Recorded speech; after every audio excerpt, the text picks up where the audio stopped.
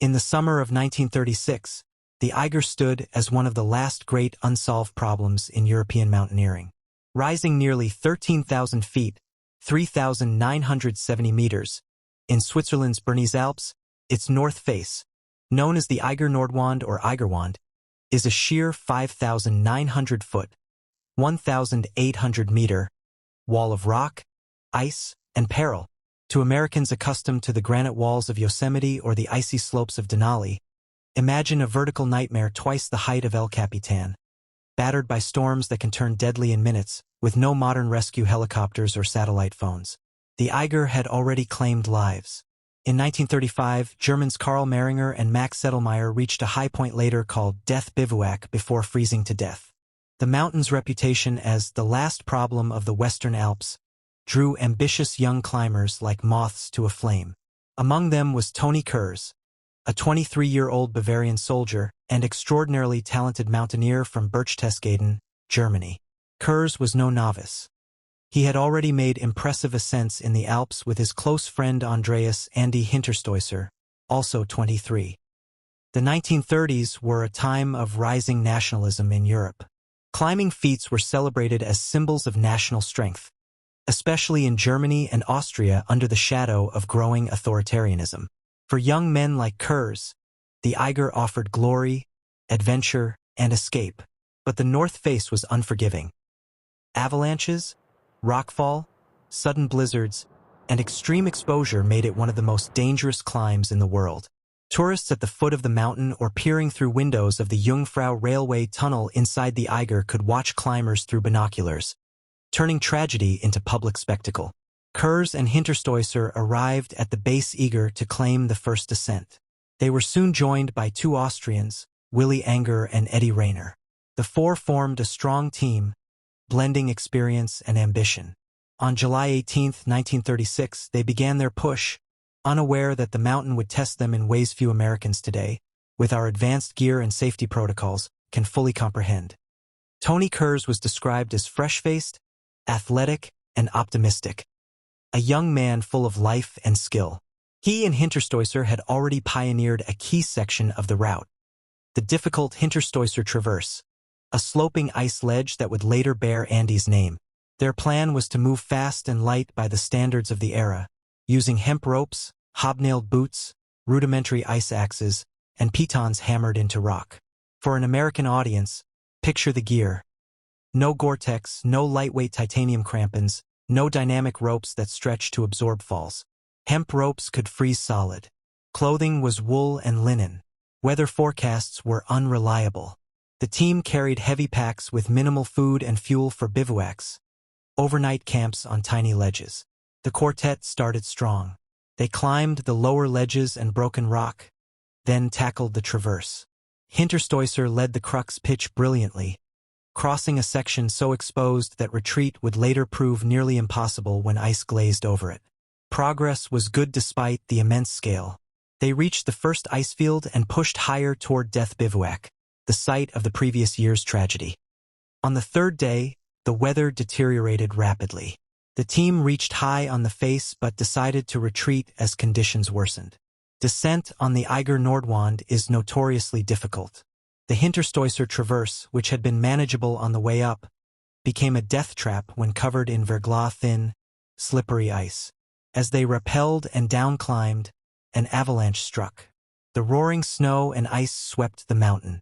Edi Rainer was killed almost immediately. Willy Angerer, already injured, perished in the chaos.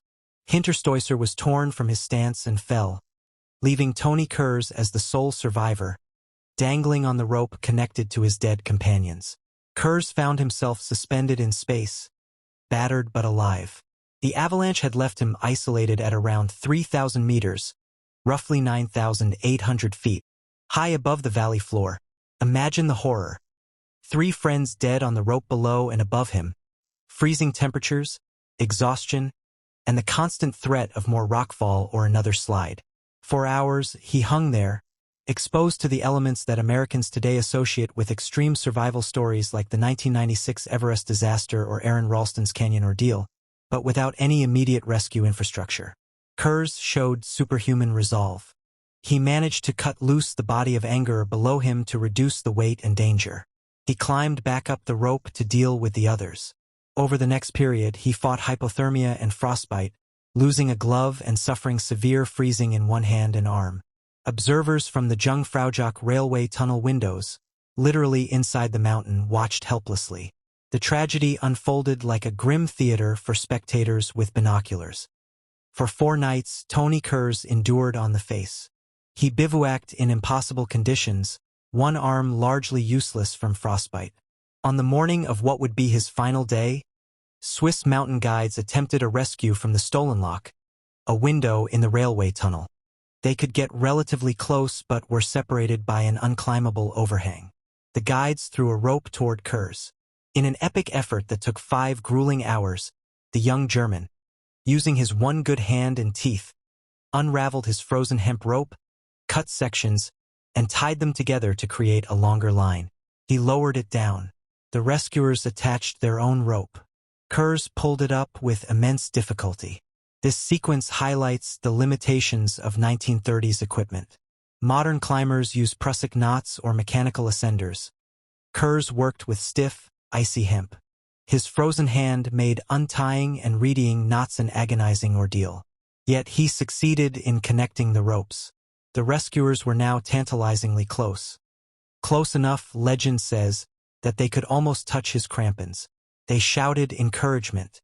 Kurz began his final descent, sliding down the combined rope in a series of rappels.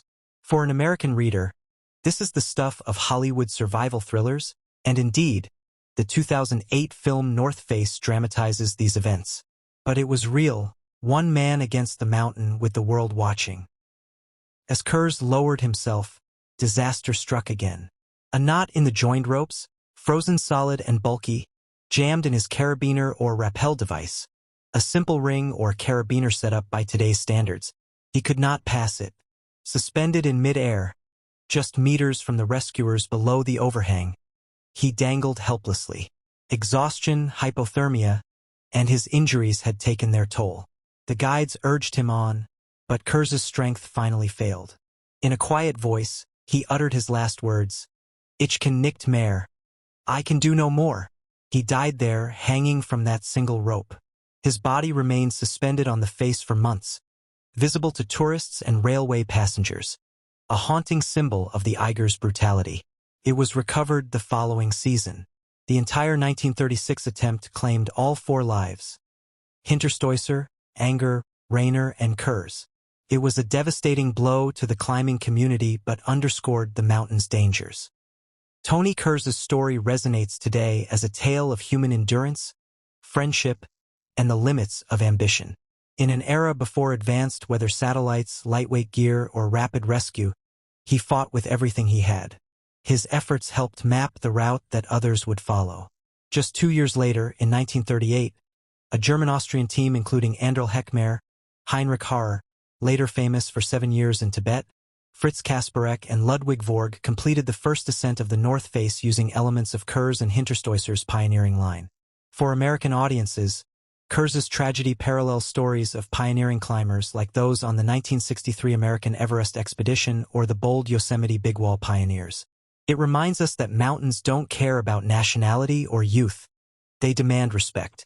The Eiger North Face has seen over 60 deaths since attempts began, earning grim nicknames, yet it continues to attract elite climbers. Today, with better equipment, training, and forecasting, the face is climbed regularly, but it remains serious. Routes are graded extremely difficult, and weather windows are short. Toni Kurz's name lives on in the Hinterstoisser Traverse and in mountaineering lore as a symbol of courage in the face of impossible odds. His story teaches humility, the value of teamwork, and the thin line between glory and tragedy. Suspended by a single rope, Toni Kurz exemplified the spirit of exploration that pushes humanity forward, even when the mountain wins. In the end, the Eiger claimed him, but his bravery ensures he will never be forgotten. If the story moved you, like and share it with a friend who loves adventure tales.